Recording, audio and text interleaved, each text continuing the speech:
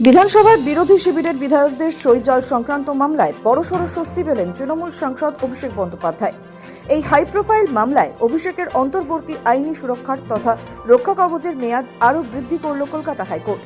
শুক্রবার হাইকোর্টের বিচারপতি শুভ্রা ঘোষের জরুরি বেঞ্চ স্পষ্ট জানিয়েছে, আগামী 17 জুলাই পর্যন্ত অভিষেক বন্দ্যোপাধ্যায়ের বিরুদ্ধে কোনো দমনমূলক আইনি পদক্ষেপ করা যাবে না। বিচারপতি জানান, যেহেতু মূল মামলাটির বিস্তারিত শুনানি করেছেন বিচারপতি কৌশিক চন্দ এবং তিনি বর্তমানে সার্কিট বেঞ্চে রয়েছেন, তাই কৌশিক চন্দের এজলাস না ফেরা পর্যন্ত এই সুরক্ষার মেয়াদ বহাল থাকবে। যত কাণ্ড সই ঘিরেই। সইকাণ্ডের সূত্রপাত ভোটের ফল ঘোষণার পর। বিধানসভার বিরোধী দলনেতা নির্বাচন ঘিরে বিরোধী দলের বিধায়কদের সই জাল করার মারাত্মক অভিযোগ ওঠে অভিষেক বন্দ্যোপাধ্যায়ের বিরুদ্ধে। নির্বাচনে হারার পর বিধানসভায় বিরোধী দলনেতা, উপদলনেতা এবং মুখ্য সচেতক কে হবেন তা নিয়ে গত 6 মে মমতা বন্দ্যোপাধ্যায়ের কালীঘাটের বাড়িতে জয়ী বিধায়কদের বৈঠক হয়েছিল। সেখানে শোভনদেব চট্টোপাধ্যায়কে বিরোধী দলনেতা, নয়না বন্দ্যোপাধ্যায় ও অসীমা পাত্রকে উপদলনেতা এবং ফিরহাদ হাকিমকে মুখ্য সচেতক করার কথা জানানো হয় তৃণমূলের তরফে।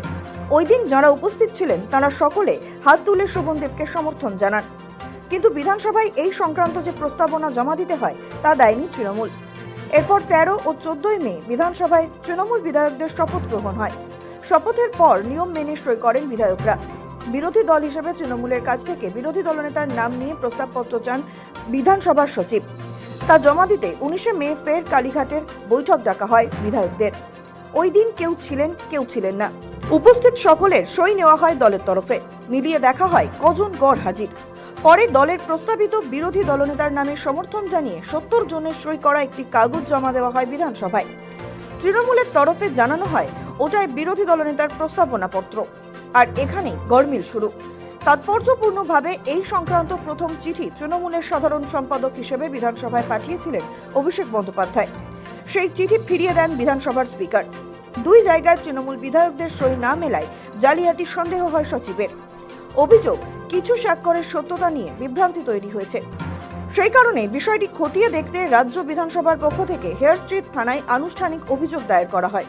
অভিযোগের ভিত্তিতে তদন্ত শুরু করে কলকাতা পুলিশ। পরে তদন্তে সহযোগিতার জন্য যুক্ত হয় সিআইডি দফতরে 8.5 ঘন্টা ম্যারাথন জেরা।